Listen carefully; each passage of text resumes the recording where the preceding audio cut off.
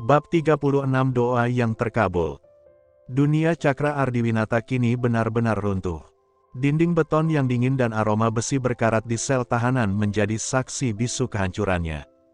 Tidak ada lagi setelan jas mewah, tidak ada lagi akses ke kemewahan, dan yang paling menyakitkan, tidak ada lagi akses untuk melihat wajah El. Hukum telah mencabut hak asuh dan aksesnya sebagai seorang ayah karena perbuatan tercela yang ia lakukan sendiri. Di tengah kesunyian sel, Cakra menatap langit-langit dengan pandangan kosong. Penyesalan datang terlambat, menghujam hatinya seiring dengan suara langkah sepatu bot petugas di lorong penjara. Ia telah kehilangan segalanya demi obsesi gila untuk memiliki Hana dan menghancurkan Tama. Sementara itu, di udara, Tuan Ardiwinata menatap keluar jendela pesawat pribadi yang membawanya kembali ke tanah air. Perjalanan bisnis di benua biru yang seharusnya berakhir pekan depan, terpaksa dipotong secara drastis. Berita mengenai kejatuhan putra satu-satunya telah sampai ke telinganya, menyisakan luka mendalam bagi seorang ayah yang selama ini selalu membanggakan kejayaan keluarga Ardiwinata. Di sisi lain Mabes Polri, Ibda Ratna menjalani hari-harinya di bawah pengawasan ketat Provos. Meski ia harus menanggung hukuman disiplin, ia merasa bebannya seolah terangkat. Tidak ada pemecatan, sebuah anugerah yang tidak pernah ia sangka sebelumnya. Ia bersyukur hatinya memilih untuk tidak terus terjerumus dalam tipu daya Cakra. Keberaniannya untuk jujur adalah penebusan yang paling ia butuhkan untuk tetap menjaga harga dirinya sebagai seorang polwan. Kediaman Irjen Pol Sutoyo. Jauh dari hiruk-pikuk skandal tersebut, kediaman Tama justru diselimuti kehangatan. Hana, dengan perut yang kini mulai terlihat sedikit membuncit, duduk di teras belakang menikmati sore yang cerah. Tama, yang kini resmi menyandang pangkat AKBP, duduk di samping istrinya, tangannya tak henti mengusap lembut perut Hana. "Mas," panggil Hana pelan, menatap suaminya dengan tatapan teduh. "Janji ya, saat aku melahirkan nanti, kau tidak boleh tugas jauh-jauh. Aku sangat ingin kau mendampingiku di ruang bersalin nanti." Tama berhenti mengusap perut istrinya. Ia menatap Hana dengan tatapan penuh kasih, lalu mengecup kening istrinya dengan sangat lembut. "Akan aku usahakan, sayang," jawab Tama dengan nada tulus. Namun, ia tidak bisa membohongi hatinya sendiri. "Tapi, aku tidak bisa berjanji sepenuhnya. Kamu tahu sendiri, aku adalah seorang abdi negara. Keamanan bangsa dan negara ada di pundakku, dan itu di atas segalanya. Aku harap kamu bisa mengerti." Hana terdiam. Ia menundukkan kepala, menghela napas panjang yang syarat akan pengertian. Ia tahu sejak awal siapa pria yang ia nikahi. Suaminya bukan hanya milik dirinya dan El, tapi milik Ibu Pertiwi. "Iya, Mas, aku mengerti," gumam Hana lirih, meski ada sedikit kesedihan yang terselip di hatinya. "Tapi tenang saja," Tama kembali memeluk pundak istrinya, menarik Hana ke dalam dekapan hangatnya. "Selama aku masih memiliki napas, aku tidak akan membiarkan kalian berdua sendirian. Aku akan selalu berusaha menjadi pelindung bagi kalian, baik saat bertugas maupun saat pulang ke rumah ini." Hana tersenyum, menyandarkan kepalanya di dada pria yang ia cintai. Badai besar telah berlalu, dan kini, di tengah ketidakpastian tugas negara, mereka memilih untuk mensyukuri setiap detik waktu yang mereka miliki bersama. Suasana di ruang tamu kediaman Sutoyo sore itu terasa berat namun hangat. Tuan Ardiwinata, pria yang biasanya tampak tangguh, kini menundukkan kepalanya dalam-dalam di depan Tama, Hana, dan Pak Sutoyo. "Saya datang bukan sebagai rekan bisnis, melainkan sebagai seorang ayah yang gagal mendidik putranya," ucap Tuan Ardiwinata dengan suara parau. "Saya sangat menyesali segala tindakan Cakra kepada kalian. Dia telah melakukan khilafan yang tidak termaafkan, dan saya malu untuk menatap wajah kalian." Pak Sutoyo, yang tadinya bersikap dingin, akhirnya menghela napas panjang dan meletakkan cangkir tehnya. "Dendam tidak akan memperbaiki keadaan, Pak Ardi. Kami hanya ingin hidup tenang." Tuan Ardiwinata menatap ke arah pintu, matanya berkaca-kaca saat melihat El berlarian masuk ke ruangan dengan mainan mobil-mobilannya. "Bolehkah?" Bolehkah saya melihat cucu saya? Hana dan Tama saling berpandangan, lalu tersenyum tipis. Mereka tidak ingin menularkan kebencian kepada anak sekecil El. Silakan, Pak. El tahu papa adalah kakeknya, ujar Hana lembut. El dengan polos menyapa kakeknya dengan ceria.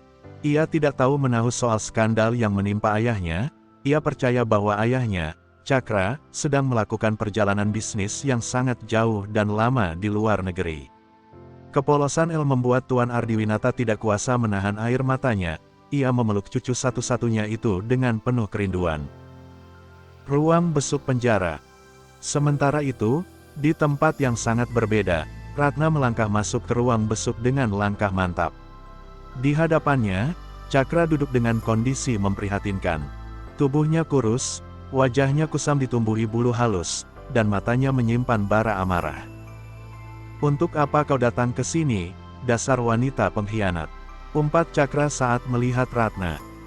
Ratna menarik napas panjang, menatap mantan pria yang sempat menodainya itu dengan tatapan yang kini lebih tenang. Ia mengeluarkan sebuah amplop medis dari tasnya. Anda buka saja sendiri. Cakra dengan kasar menyambar amplop itu. Tangannya gemetar saat mengeluarkan hasil USG dan dokumen laboratorium. Matanya membelalak, napasnya tersengal. Kau hamil. Iya, saya hamil dan usia janin sudah 6 minggu, jawab Ratna tenang. Saya sudah memutuskan untuk mempertahankan anak ini. Saya sudah melakukan dosa dengan membiarkan malam itu terjadi, tapi saya tidak mau menambah dosa dengan mengaborsi nyawa yang tidak bersalah. Cakra mengepalkan tangannya hingga buku jarinya memutih, rahangnya menegang. Ia merasa dunianya kembali dihantam badai. Anda jangan salah paham, potong Ratna sebelum Cakra sempat bereaksi. Saya tidak menuntut Anda untuk bertanggung jawab. Saya akan membesarkan anak ini seorang diri. Saya bukan wanita yang ingin memanfaatkan situasi, tapi Anda berhak tahu bahwa darah daging Anda sedang tumbuh di rahim saya. Ratna segera berdiri dan berbalik meninggalkan ruangan tanpa menunggu sepatah kata pun dari Cakra. Tinggal sendirian di balik jeruji besi, Cakra merosot ke lantai selnya. Ia teringat bagaimana ia menyakiti Hana, menyiksa El dengan egonya, dan sekarang, ia akan kehilangan kesempatan untuk melihat anaknya sendiri tumbuh besar, sama seperti ia kehilangan akses terhadap El. Apakah aku memang tidak pantas menjadi seorang ayah? Isaknya, air mata penyesalan yang jujur kini mengalir di pipinya yang kotor. Apakah tempat terkutuk ini memang satu-satunya tempat yang pantas untuk pria sepertiku? Di tengah penyesalan yang mengguncang jiwanya, Cakra akhirnya sadar bahwa jeruji besi ini bukanlah hukuman terberatnya, akan tetapi hukuman terberatnya adalah kesadaran akan kehancuran yang ia ciptakan sendiri bagi orang-orang yang seharusnya ia cintai. Pagi itu, sinar matahari menyelinap lembut di balik rimbunnya pepohonan di halaman mansion Sutoyo. Usia kandungan Hana kini telah menginjak 3 bulan, masa di mana ia merasa lebih stabil dan siap untuk mengetahui rahasia kecil di dalam rahimnya. Sebenarnya, Tama sempat heran mengapa Hana bersikeras menunggu hingga bulan ketiga untuk melakukan USG yang lebih mendetail, namun sebagai suami siaga, ia selalu mendukung penuh setiap intuisi istrinya. Di halaman, El yang sedang asyik bermain bersama kakeknya segera berlari kecil mendekati mobil saat melihat ayah dan bundanya bersiap berangkat. Bunda, ayah, semoga adik bayinya kembar ya. Biar El punya banyak teman main. Seru El dengan wajah ceria dan binar mata penuh harap. Pak Sutoyo yang berdiri di belakang cucunya pun terkekeh. Ia menepuk bahu El sambil menatap menantu dan putrinya. Semoga apa yang diharapkan El terkabul, biar rumah ini ramai oleh tangisan anak bayi. Kalian hati-hati di jalan, jaga Hana baik-baik, Tama. Siap, Pak. Kami berangkat dulu, jawab Tama mantap sambil melajukan mobilnya menuju rumah sakit. Rumah sakit. Suasana di dalam ruangan dokter spesialis kandungan itu terasa begitu tenang, meski jantung Hana berdegup 2 kali lebih cepat dari biasanya. Ia memegang erat tangan Tama saat dokter Ririn mulai mengoleskan gel dingin di perutnya yang sudah sedikit membuncit. Begitu alat transducer bergerak di atas perut Hana, sebuah gambar hitam putih muncul di layar monitor. Dokter Ririn terdiam sejenak, mengamati layar dengan saksama, lalu sebuah senyum lebar mengembang di wajahnya. Wah, selamat ya Nyonya Hana dan juga Tuan Tama. Coba lihat ini, Dokter Ririn menunjuk ke arah layar. Bayinya kembar, dan keduanya terlihat sangat sehat dengan detak jantung yang kuat. Mendengar hal itu, seolah waktu berhenti berputar. Baik Tama maupun Hana terbelalak, menatap layar monitor dengan pandangan tak percaya. Apa dok, kembar? Tanya Hana dan Tama secara bersamaan, suara mereka bergetar antara kaget dan bahagia. Betul sekali, ada 2 kantung janin di sini. Nyonya Hana harus perbanyak istirahat dan menjaga asupan nutrisi di tubuhnya, karena hamil kembar itu tantangannya cukup berat bagi fisik ibu. Tapi saya yakin Tuan dan Nyonya bisa melalui ini dengan baik. Sekali lagi, selamat ya, ujar Dokter Ririn hangat. Hana tidak kuasa lagi menahan air mata bahagianya. Ia langsung menghambur ke pelukan Tama, terisak di dada bidang suaminya. Ia tidak menyangka bahwa doa tulus dari putra kecilnya, El, benar-benar dikabulkan oleh Tuhan tepat di hari ini. Tama mendekap Hana dengan sangat erat, matanya pun nampak berkaca-kaca. Keajaiban ini seolah menjadi pelengkap sempurna bagi perjuangan panjang mereka melewati badai demi badai. Sayang, terima kasih. Terima kasih sudah memberikan anugerah terindah dalam hidupku, bisik Tama dengan suara parau penuh haru. Ia menangkup wajah Hana, menatapnya dengan penuh pemujaan. Memiliki bayi kembar sungguh anugerah yang tak pernah aku bayangkan sama sekali.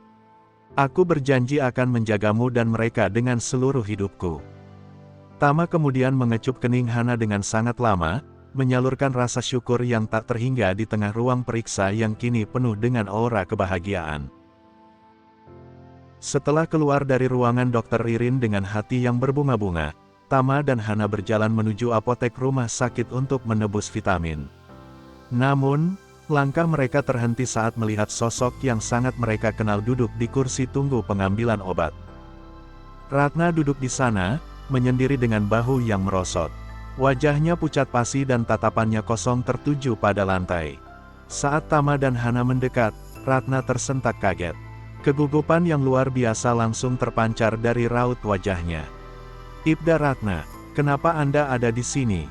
Apakah Anda sedang sakit? Tanya Tama dengan nada penuh selidik. Matanya yang tajam melirik ke arah papan petunjuk apotek yang bertuliskan Apotek Khusus Ibu dan Anak. Iya, Pak Tama. Saya hanya sedikit kurang sehat, jawab Ratna terbata-bata, tangannya berusaha menyembunyikan secarik kertas resep di balik tas kecilnya. Hana, yang memiliki insting kewanitaan yang tajam, merasakan ada sesuatu yang lebih dari sekadar kurang sehat. Ingatannya kembali pada peristiwa kelam 2 bulan lalu yang menimpa Ratna. Ia mendekatkan wajahnya ke telinga Tama dan berbisik sangat pelan. Mas, apakah mungkin Ibda Ratna sedang hamil? Tama tersentak. Pupil matanya membesar menatap Hana, lalu kembali beralih pada Ratna yang kini tertunduk dalam. Tanpa membuang waktu, Tama langsung menanyakan hal tersebut dengan nada rendah namun tegas. Ibda Ratna, jujur pada saya. Apakah saat ini Anda sedang hamil? Pertanyaan itu bagaikan petir di siang bolong bagi Ratna. Pertahanannya runtuh seketika. Bahunya mulai bergetar hebat, dan isak tangis yang selama ini ia tahan akhirnya pecah. Ia terlihat begitu rapuh di tengah keramaian rumah sakit. Iya, Pak, saya hamil, ucap Ratna di sela tangisnya. Peristiwa nahas malam itu, Tuan Cakra telah membuat saya mengandung darah dagingnya. Hana menutup mulutnya dengan tangan, terkejut bukan main. Benih dari mantan suaminya kini tumbuh di rahim wanita yang hampir saja menghancurkan rumah tangganya, namun kini justru menjadi korban yang paling malang. Lantas, apakah Mas Cakra sudah tahu kau hamil? Tanya Hana dengan suara lembut, rasa benci di hatinya telah lama menguap, digantikan oleh empati. Sudah, Bu Hana, 2 hari yang lalu saya mengunjunginya di penjara. Walau bagaimanapun, ia berhak tahu bahwa saya sedang mengandung darah dagingnya, jawab Ratna lirih. Hana segera duduk di samping Ratna, mengusap punggung wanita itu dengan tulus. Ia tahu persis rasanya mengandung di tengah badai masalah, karena ia pernah berada di posisi sulit itu.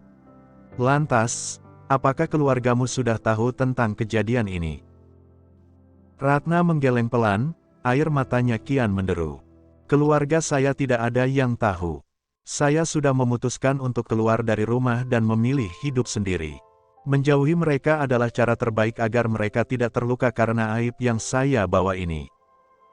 Mendengar hal itu, hati Hana semakin teriris. Ia menoleh ke arah Tama yang juga duduk di sampingnya dengan wajah penuh keprihatinan. Hana tahu, ia tidak bisa membiarkan Ratna berjuang sendirian dalam kondisi seperti ini. Mas, bisik Hana pada Tama, kita harus memberitahu Tuan Ardiwinata. Beliau adalah sosok yang bijak. Setidaknya, Tuan Ardiwinata berhak tahu bahwa ia memiliki calon cucu lagi, dan Ratna membutuhkan perlindungan dari keluarga Ardiwinata agar ia tidak merasa sendirian. Tama mengangguk setuju. Kamu benar, sayang. Tuan Ardiwinata harus bertanggung jawab atas apa yang telah diperbuat putranya, setidaknya dengan menjamin keselamatan dan masa depan anak itu. Bersambung.